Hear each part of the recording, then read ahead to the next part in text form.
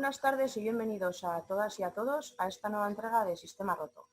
El tema que trataremos esta semana son las comunas.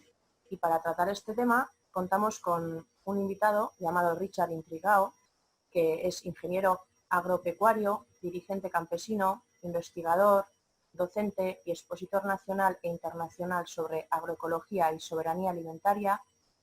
Y hace unos días también nos hemos enterado que precandidato presidencial de la República de Ecuador, entre otras muchas cosas. Buenas tardes, Richard.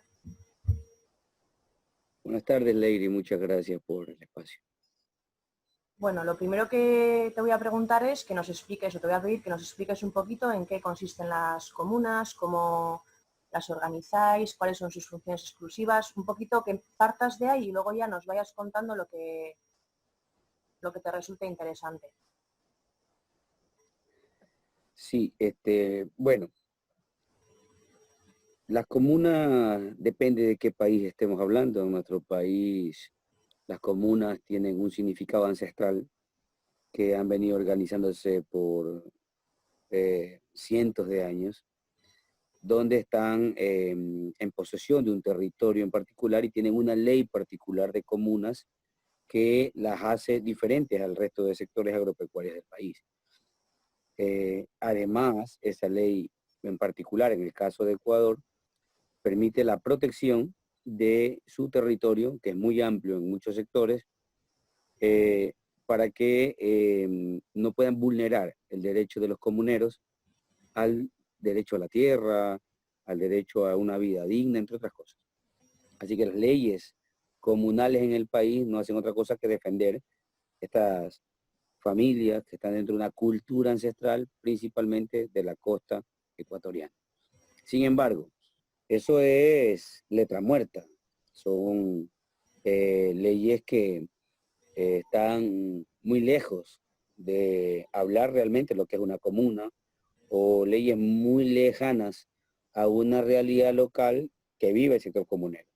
Es más, yo diría que si pensamos en la comuna como una respuesta real al problema del capitalismo global, al problema del neoliberalismo y el manejo de los territorios de manera soberana por los territorios campesinos principalmente, estamos hablando que lo que ocurre en Ecuador es totalmente lo contrario.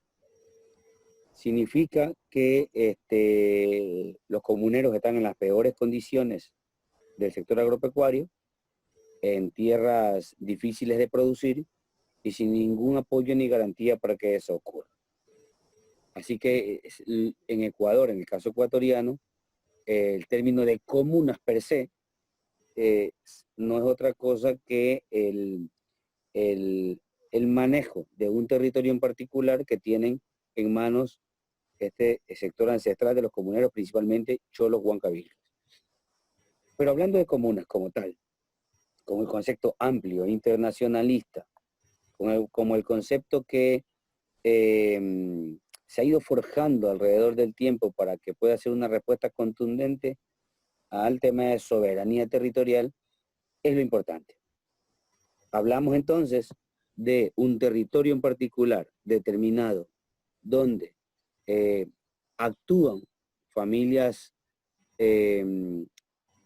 sean campesinas o no, principalmente agropecuarias, para poder soberanamente tener el control de ese territorio. Hablamos de una descentralización de los estados. Hablamos de que a nivel comunal pueden hacerse, registrarse y puede funcionar un sistema organizativo democrático que permita resolver los problemas de la comuna. Esa descentralización del Estado a partir de las comunas locales es lo que potenciaría un desarrollo endógeno soberano de la localidad. Es muy interesante, tal vez en todos los países no se llame comunas y eso también hay que tenerlo claro. La palabra comuna es utilizada por algunos países y ahora puede ser una moda en el mundo tratar de llamarle comunas a procesos endógenos. Pero se puede tomar cualquier nombre. Puede tomar cualquier nombre territorial, organizativo, que permita los mismos objetivos. ¿Qué es lo importante para nosotros? Lo importante para nosotros es que se puedan definir dentro de este espacio territorial algunas posiciones políticas, algunas decisiones alimentarias, educativas, que permita el crecimiento de este territorio. El no tener eso en los países es lo que ha logrado que avance el capitalismo con mayor fuerza, introduzca tecnologías, prácticas y acciones que son una copia de otros países que no calan en la realidad de un territorio y que termina afectando a todo el sector. Eso es lo que la vulneración de los derechos territoriales es justamente por no estar organizados ni tener una soberanía territorial. Y entonces también ocurre la erosión cultural que tenemos como sociedad a partir de la injerencia extranjera, y llámese extranjera, aún cuando está dentro del propio país, la injerencia extranjera a nuestros procesos culturales, a nuestros procesos alimentarios, que sin lugar a dudas son los que marcan muy fuertemente nuestra identidad. Entonces, solamente por un ejemplo muy específico, en el país, en Ecuador, tenemos decenas de nacionalidades diferentes, culturas por todo el país.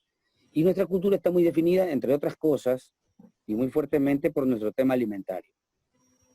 Entonces, esa soberanía alimentaria que nosotros sostenemos a nivel territorial ha sido permanentemente golpeada por el avance del capitalismo en nuestros territorios. Tanto en la forma de producir los alimentos como en el qué producir los alimentos en el territorio. Y eso no es cualquier cosa. Yo les hablo de la experiencia que más conocemos, que es la experiencia del sector campesino. Pero eso no es cualquier cosa.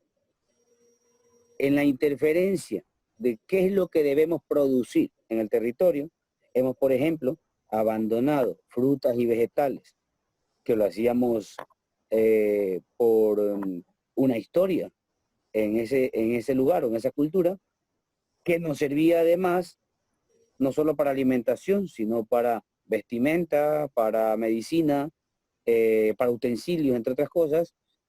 Se ha ido abandonando por la interferencia fuerte, potente de un Estado central, de un gobierno central, hacia estos sectores con el fin de hablar del desarrollo.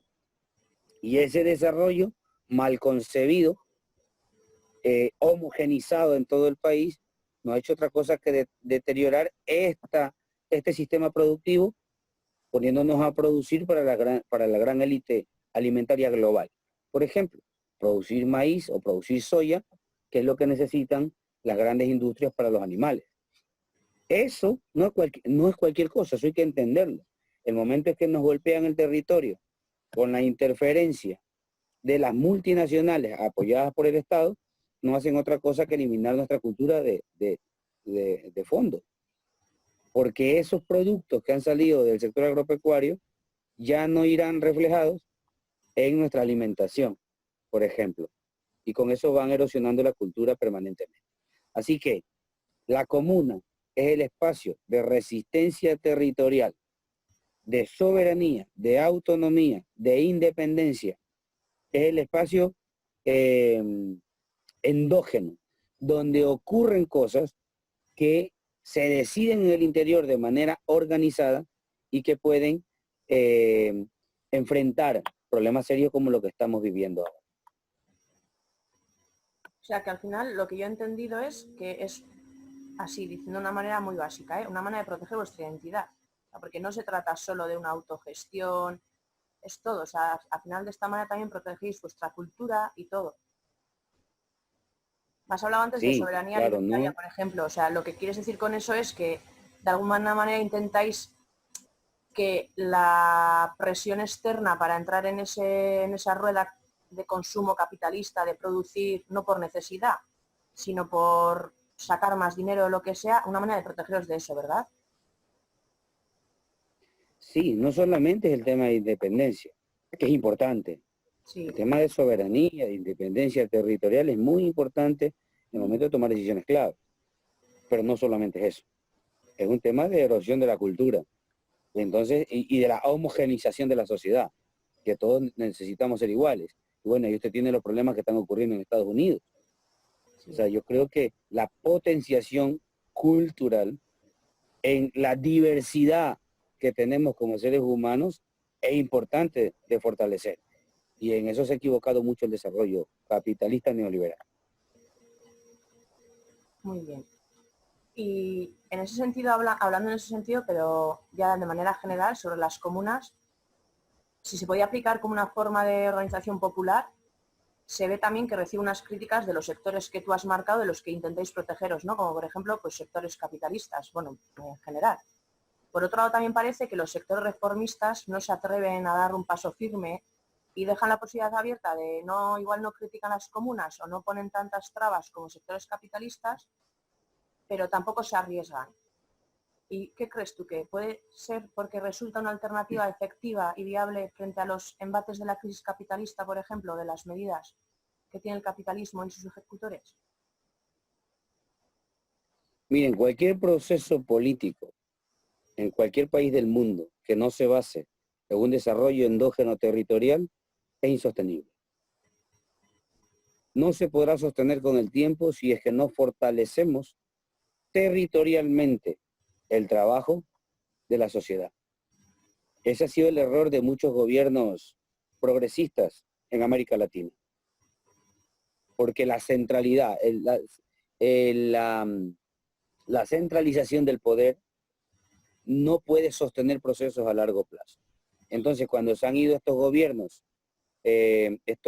progresistas, entre comillas, algunos sí, otros no, del poder, han dejado una sociedad desbaratada, una sociedad sin organización, una sociedad más vulnerable que antes, que no ha podido hacer frente a los embates del capitalismo, por ejemplo, el avance de la minería a gran escala, el avance de las petroleras en contra de sectores de reservas naturales, de sectores aún cuando hay comunidades no contactadas. El avance de los transgénicos, a pesar de que estén prohibidos en el caso ecuatoriano, el avance. Entonces, no podemos, en una sociedad que pretendemos haya alguna transformación real de todo el sistema, no podemos pretenderlo hacer si no fortalecemos las comunas, si no fortalecemos el territorio, si no fortalecemos la organización local, si no le damos la decisión, si no descentralizamos el poder y que el poder se base en las comunidades, en los territorios, en ese sistema organizativo local, endógeno e independiente. Y a eso le tienen mucho miedo los gobiernos. Creo que hay que perderle el miedo, aún los gobiernos progresistas. Creo que hay que perderle el miedo porque le tienen miedo a que se le vaya de las manos. ¿Y saben por qué? Porque no nacieron de aquí, porque no nacieron de territorio, porque no nacieron de la organización social. Entonces no entiende cómo pasa. Le tienen miedo a las protestas, porque nunca estuvieron en ellas. Le tienen miedo a que haya gente en las calles, porque ellos nunca estuvieron en las calles. O sea que muchos presidentes progresistas de la región no entienden la realidad de lo que es luchar por décadas en los territorios que tienen controlados los sectores, incluyendo los barrios, incluyendo los dirigentes barriales. Hablo de las zonas urbanas y periurbanas. Entonces, al entender esa realidad y perderle el miedo a la organización social, perderle el miedo a la potencializar territorialmente, descentralizar el poder, es donde vamos a dar un paso gigante para la humanidad, que además, en momentos tan críticos como el que hemos vivido estos últimos meses de la pandemia, hubiese podido hacer frente mucho más eficientemente que con gobiernos centralizados, que es con lo que hemos tenido que enfrentar. Y en eso, por ejemplo, en el tema de la pandemia, ¿habéis visto diferencia en las zonas, por ejemplo, que tenéis ese tipo de autogestión y ese tipo de organización y las que no? Por supuesto, por supuesto. Uno de los problemas más serios que hemos tenido con la pandemia, y no solo hablo de Ecuador, sino en los casos que conozco de otros países, ha sido la desorganización del pueblo. La desorganización es fatal. porque todos hacen lo que quieren. Y hablo de una desorganización social, popular, y hablo de una desorganización gubernamental. En nuestro caso, hay una desorganización gubernamental terrible. Solo para que tengan una idea, un ejemplo más particular del Ecuador, pero para hablar solo de ese tema de desorganización, en Ecuador se pudieron haber comprado alrededor, entre todas las instituciones públicas, que todas están separadas y no tienen concordancia, ni llegan a acuerdos ni nada, tanto prefecturas provinciales como municipios locales, como gobierno nacional. Se habla de que han comprado más o menos 2 millones de bolsas para cadáveres, para hacer frente a la pandemia.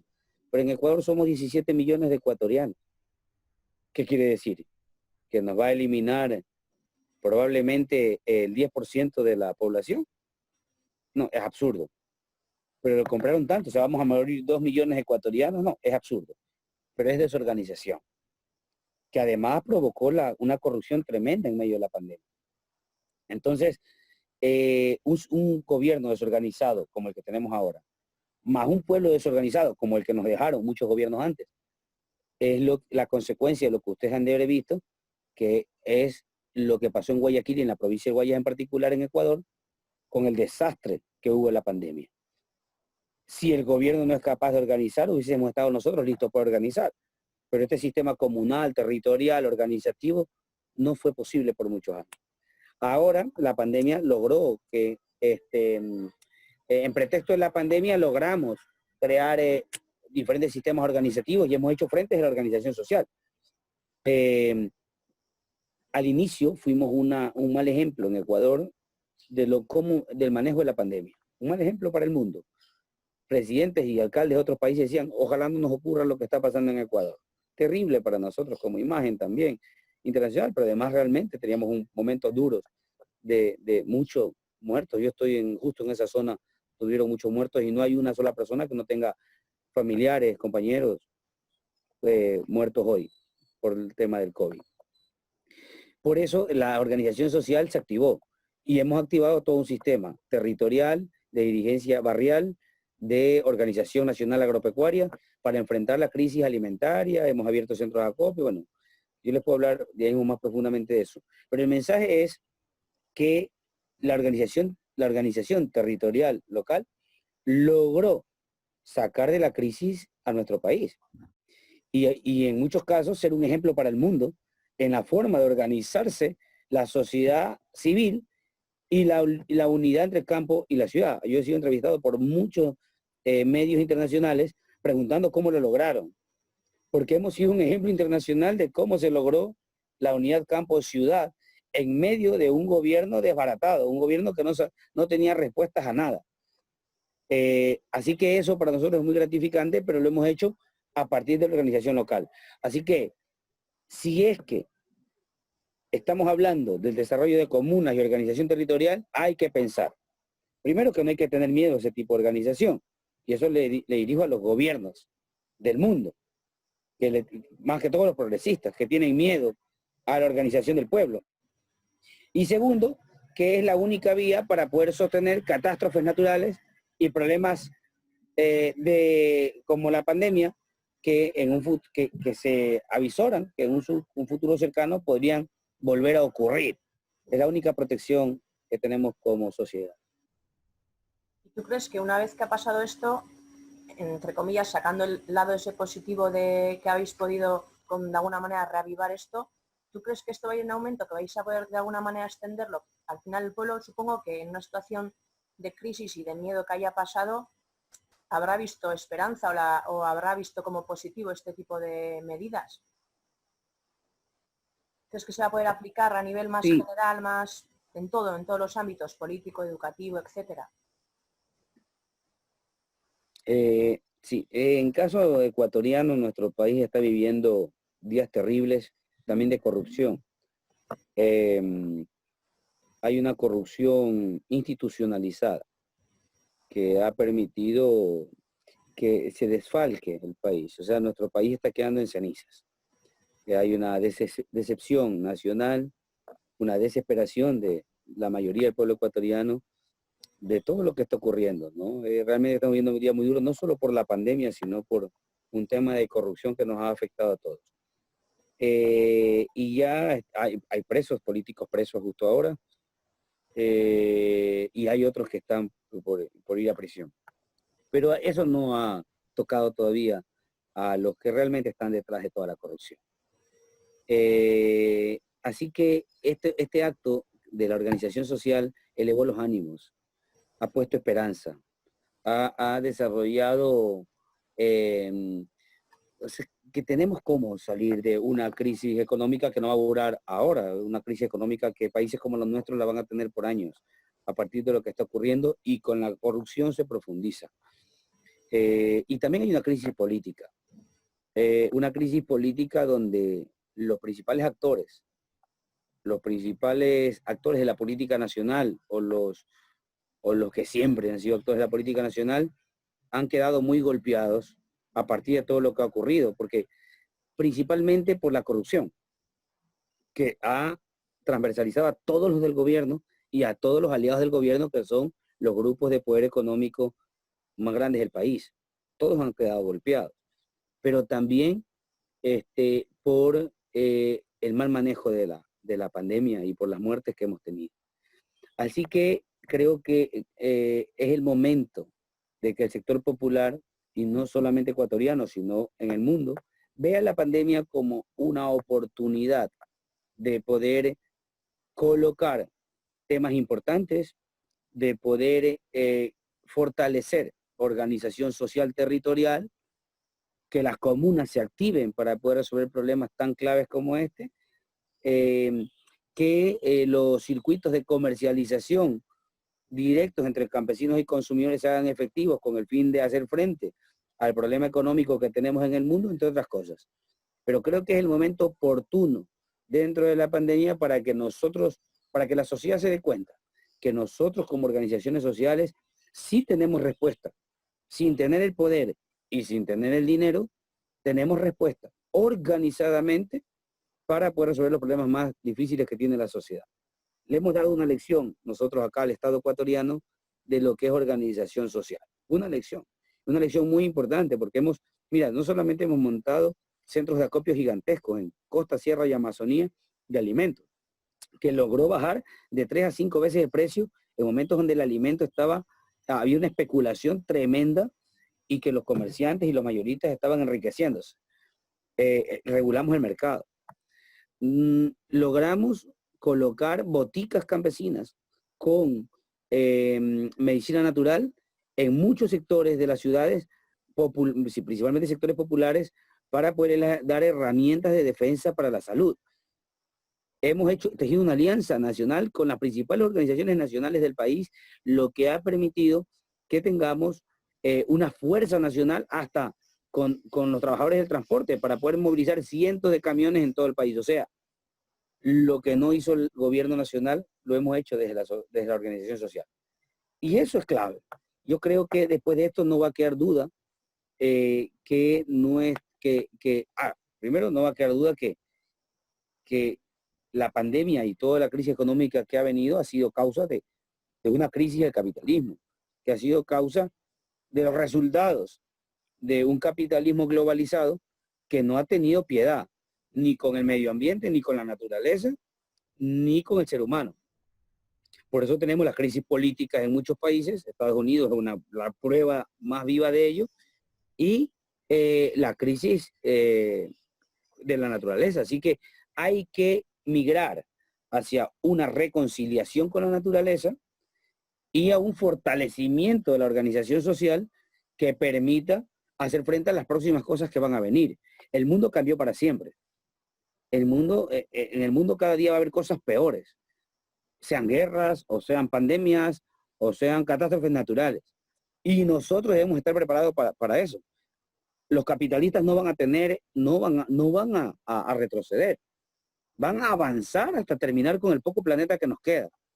Y nosotros tenemos que protegerlo. Entonces, creo que la clave de todo esto es ir hacia nuevos sistemas de organización, de Estado, de gobierno, y de que sean principalmente descentralizados. donde la organización social se haga cargo organizadamente de muchos de los problemas que podríamos estar teniendo en el futuro. Y miren, y colocar conceptos, les decía, importantes que a veces en momentos normales no eran fáciles de colocar. Como por ejemplo que el alimento no es una mercancía, sino un derecho humano. Como por ejemplo que los campesinos juegan un rol importantísimo en el planeta, y hablo de los pequeños y medianos agricultores, para el abastecimiento alimentario, antes muy vulnerados sus derechos, donde han sido expropiados de las tierras, donde no le permiten el acceso fácil al agua, donde le deterioran la semilla porque entran los transgénicos, bueno, muchas cosas, donde el mercado no ha sido controlado por los campesinos y más bien han sido explotados por los intermediarios, entre otras cosas. Y ha sido muy vulnerado sus derechos, pero en la pandemia, principalmente en el país, en nuestro país, se ha logrado colocar la figura del campesino como un héroe. Y el país entero dice que hemos estado en la primera línea de batalla contra el COVID, junto a los trabajadores de la salud. Y creo que no es solo una realidad ecuatoriana, creo que en muchas partes del mundo se ha venido hablando del sector campesino como héroes que no han dejado de trabajar y abastecer de alimentos en los días más duros que tenemos, a pesar de todos los golpes, marginación y persecución que ha habido de los diferentes gobiernos hacia nuestro sector. Sí, así es, Richard. Bueno, estamos llegando al final del programa y ahora te voy a pedir que para finalizar esta mesa de debate, diálogo, que aportes una última conclusión. Lo que tú quieras reforzar, algo que no se haya dicho, algo que consideres totalmente importante. Sí, no hay forma de forjar una nueva sociedad que no se base en una relación intrínseca entre el campo y la ciudad. No hay forma de forjar una nueva sociedad pensando en el mismo modelo de desarrollo extractivista. El mundo no soporta más. Nos hemos dado cuenta durante la pandemia que aún teniendo dinero en casa, si están encerrados en cuarentena y no tener alimentos, no se pudieron comer el dinero. Por eso, la sociedad, la nueva sociedad, que está por forjarse en muchos países y ojalá en el mundo entero, tiene que basarse en un desarrollo integral entre el campo y la ciudad, respetando las diferencias, respetando las diferentes culturas y nacionalidades del mundo, para que el ser humano sea el centro del desarrollo del mundo y no el capital. Solo eso. Muchas gracias. No, pues gracias a ti, Richard, porque ha sido muy interesante y posiblemente igual recibas otra invitación para seguir hablando de esto, porque seguro que han quedado muchísimas cosas sin decir. Y también agradecemos a los espectadores que nos han seguido, que hayan estado atentos y les anunciamos que habrá más programas que trate de este mismo tema. Y os recordamos que os vemos, si queréis, el próximo miércoles otra vez. Os encantará, Un Richard, y placer muchas conocerlo. gracias.